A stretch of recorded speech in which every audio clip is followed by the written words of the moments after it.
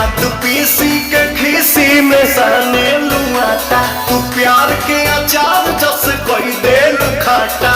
हाँ तो सुना का बोला अब तहरा से हम बतियाई बहुत राजा दिलने से बड़ी परेशान हम भइली हो दुख झेलने से लागे नु प्याज ढक दांत से